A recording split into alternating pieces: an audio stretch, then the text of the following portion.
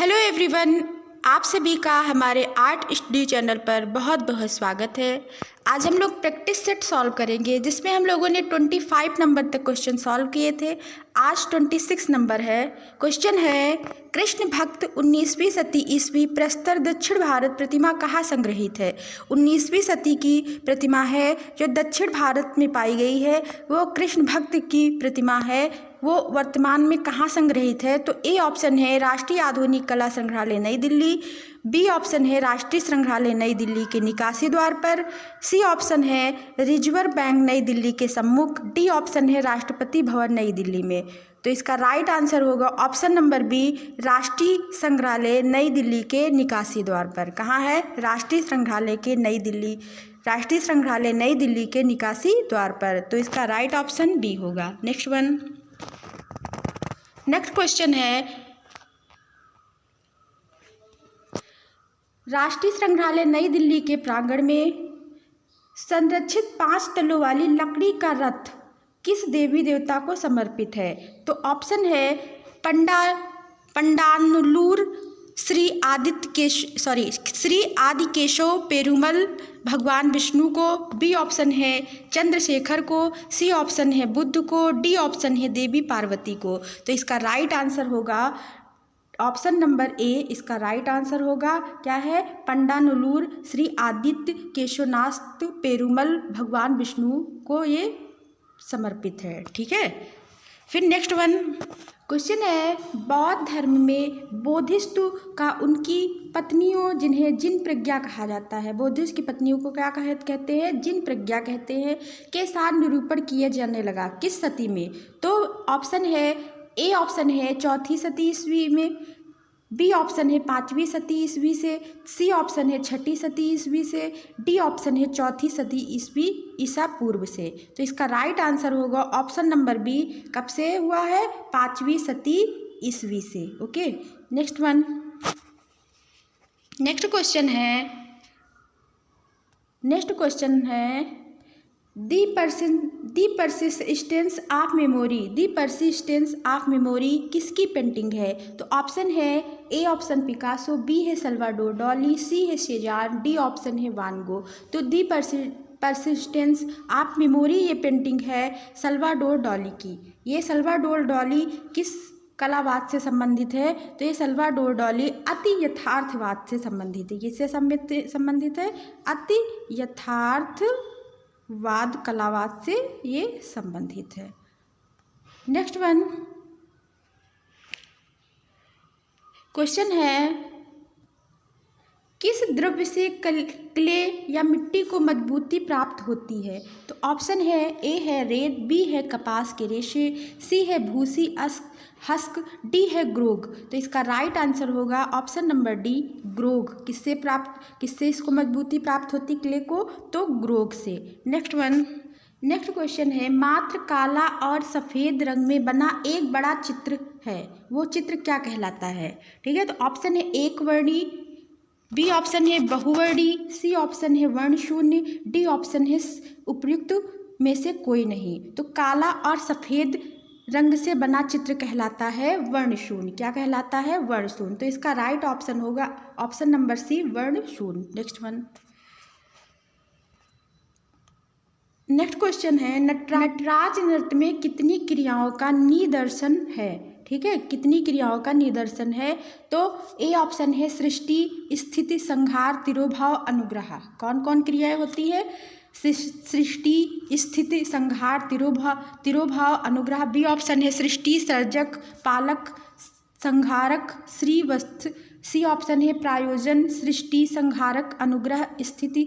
D option है उपयुक्त में से कोई नहीं। तो इसमें कौन कौन सी क्रियाएं होती है? सृष्टि, स्थिति, संहार, तिरोभाव और अनुग्रह। तो ऑप्शन नंबर ए राइट होगा। नेक्स्ट वन क्वेश्चन है, इंपॉर्टेंट क्वेश्चन है, लेपिस लाजुली में कौन सा रंग बनता है? ठीक है, ए ऑप्शन है पीला, बी है नीला, सी है हरा, डी है लाल। तो लेपिस लाजुली में नीला रंग बनता है। कौन सा? नीला। और ये लेपिस लाजुली जो रंग है ये कहाँ से प्राप्त है? ये ईरान या अफगानिस्तान से। लेपिस लाजुली रंग ईरान या कह सकते हैं अफगानिस्तान से। अफगानिस्तान तान से ये प्राप्त है। ओके, नेक्स्ट क्वेश्चन है धातु की प्रतिमाएं ढालने की परंपरा का आरंभ हुआ था।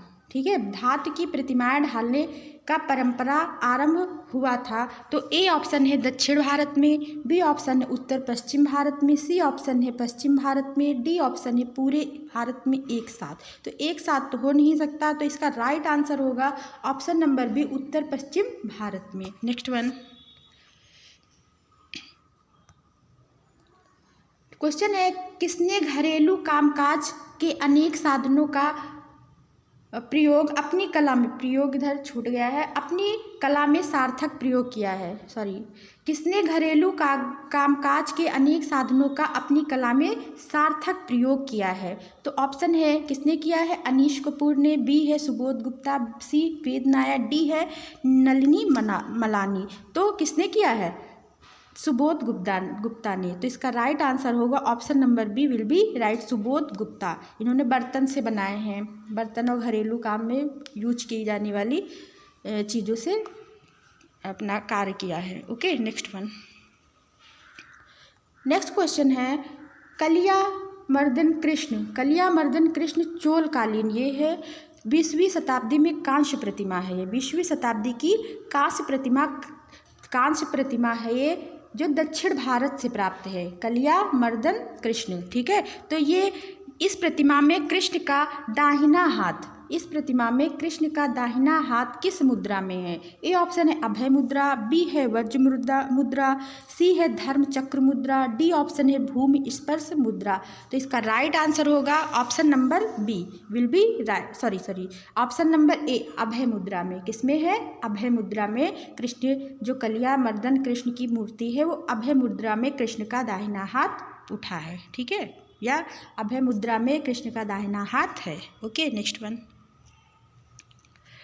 क्वेश्चन है, इसको ध्यान से देखिएगा। क्वेश्चन है शीर्ष रहित आसनस्थ पुरोहित जो लगभग 2600 से 2000 ईसा पूर्व बलुआ पत्थर से प्राप्त हुई है, मूर्ति ये प्राप्त हुई है, ये बलुआ पत्थर की मूर्ति है, कहाँ से प्राप्त हुई है? शीर्ष रहित है। ठीक है, उसमें शीर्ष नहीं है। ठीक है, तो ए ऑप्शन है हड़प्पा, बी ऑप्शन है मोहनजोदड़ो, सी ऑप्शन है कालीबंगा, डी ऑप्शन है धौलावीरा। तो ये मूर्ति जो प्राप्त हुई है, तो ये जो 2600, ध्यान रखेंगे 2600 से 2000 ईसा पूर्व की ये मूर्ति है, बलुआ पत्थर से निर्मित है। तो ये मूर्ति प्राप्त हुई है धौलावीरा से। कहाँ से प्राप्त हुई है? धौलावीरा से। नेक्स्ट प्रस्तर में कलाकृतियों का निर्माण व्यापक रूप से आरंभ हुआ है। प्रस्तर में तो ए ऑप्शन है सौंध्य काल में, बी ऑप्शन है मौर्य काल, सी ऑप्शन है शुंग काल, डी ऑप्शन है कुषाण काल। जो प्रस्तर मूर्तियां का निर्माण शुरू हुआ था तो वो किस काल से शुरू हुआ था? तो मौर्य काल से। किस काल से? मौर्य काल से शुरू हुआ था, पत्थर की मूर्तियां जो बनी थी। अगला क्वेश्चन है 39। क्वेश्चन है मगध साम्राज्य का अभ्युदय हुआ था। मगध साम्राज्य का अभ्युदय हुआ था, कहाँ से हुआ था?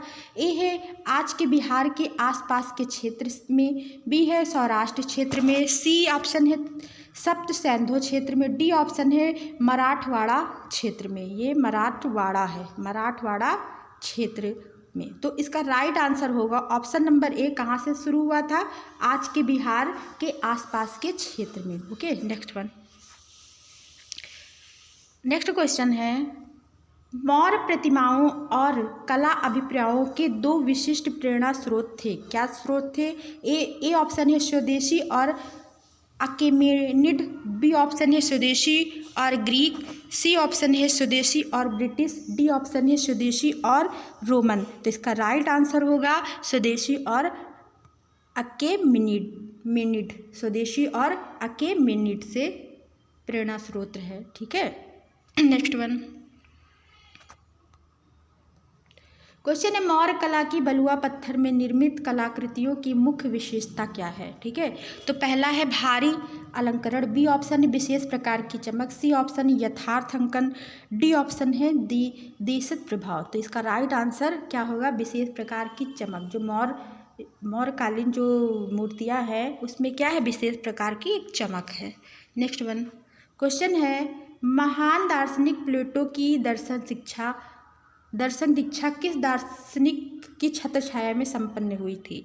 कह सकते हैं प्लेटो के गुरु कौन थे? तो ए ऑप्शन है सुकरात, बी है यूक्लिड, सी ऑप्शन है अरस्तु, डी ऑप्शन है डायोजीनीज। तो इसका राइट आंसर होगा सुकरात। प्लेटो के गुरु कौन थे? सुकरात थे। नेक्स्ट वन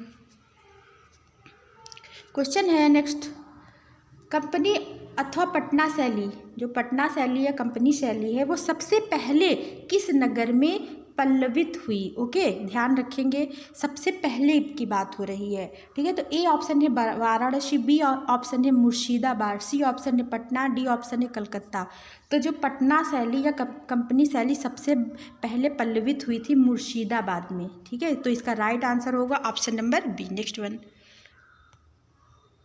क्वेश्चन है, शुंग काल में प्रस्तर प्रतिमाओं का निर्माण मुख्य रूप से किसके अलंकरण हेतु किया गया? ठीक है, तो इसका ऑप्शन है स्तूपों के, बी है मंदिरों के, सी है भवनों के, डी है कोई नहीं। तो शुंग काल में प्रस्तर प्रतिमाओं का निर्माण मुख्य रूप से स्तूपों के अलंकरण के लिए किया गया। ठीक है, तो इसका राइट ऑप्शन होगा ऑप्शन नंबर 1, जैसे भरहुत स्तूप है। ओके, नेक्स्ट वन शुंग काल से वो संबंधित है। अगला क्वेश्चन है, सातवाहनों की राजधानी क्या थी? तो ए ऑप्शन है उज्जैन, बी है कांचीपुरम, सी ऑप्शन है महाबलीपुरम, डी ऑप्शन है प्रतिष्ठान। तो सातवाहनों की राजधानी थी प्रतिष्ठान। क्या थी? प्रतिष्ठान। तो इसका right answer option number D. Amaravati स्तूप किस काल में बनाया गया था? अमरावती स्तूप किस काल में बनाया गया था? ठीक है, इंपॉर्टेंट क्वेश्चन है, तो इसको ध्यान रखेंगे।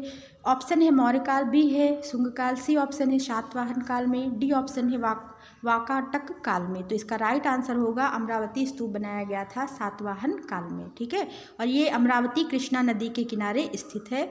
ओके, और ये 2री शताब्दी से संबंधित है। अमरावती स्तूप कहाँ है? तो आंध्र प्रदेश में है। ठीक है, इसको याद रखेंगे। नेक्स्ट वन क्वेश्चन है, किस काल की मर्ण मूर्तियाँ दोहरे साँचे का प्रयोग कर चीनी मिट्टी से बनाई गई हैं? किस काल की मर्ण मूर्तियाँ दोहरे साँचे का प्रयोग करके चीनी मिट्टी से बनाई जाती थी? तो ऑप्शन है मौर्य काल, बी है बौद्ध काल, सी है सातवाहन काल, डी ऑप्शन है चोल काल। तो इसका राइट आंसर होगा ऑप्शन नंबर सी, सातवाहन काल में। ओके, नेक्स्ट वन फरवरी 2020 में राष्ट्रीय संग्रहालय नई दिल्ली में प्रदर्शित की गई पुर्तगाली शिल्पकार जोआन वास्कोसेलूस की लौह कलाकृति का क्या नाम है? ठीक है, फरवरी 2020 में जो राष्ट्रीय संग्रहालय नई दिल्ली में प्रदर्शित की गई पुर्तगाली शिल्पकार है जोआन, क्या नाम है इनका? जोआन वास्कोसेलूस की जो लौह कलाकृति है इसका क्या नाम है? ठीक है, तो ए ऑप्शन है चायदानी, बी है कुल्हाड़ी, सी ऑप्शन है छाता, डी ऑप्शन है टायर। तो इनकी कलाकृति है चायदानी। ओके, नेक्स्ट वन क्वेश्चन है, संगीत का लुत्फ उठाते हुए राजकुमार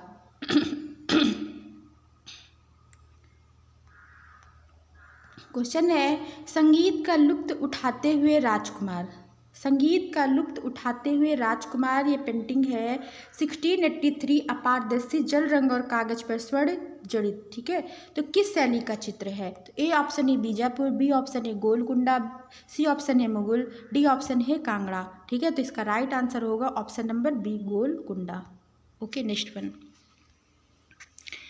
क्वेश्चन है, नेक्स्ट एंड लास्ट क्वेश्चन, आज के सेशन का लास्ट क्वेश्चन। ओके, तो क्वेश्चन है, Ganesh Pyne his life and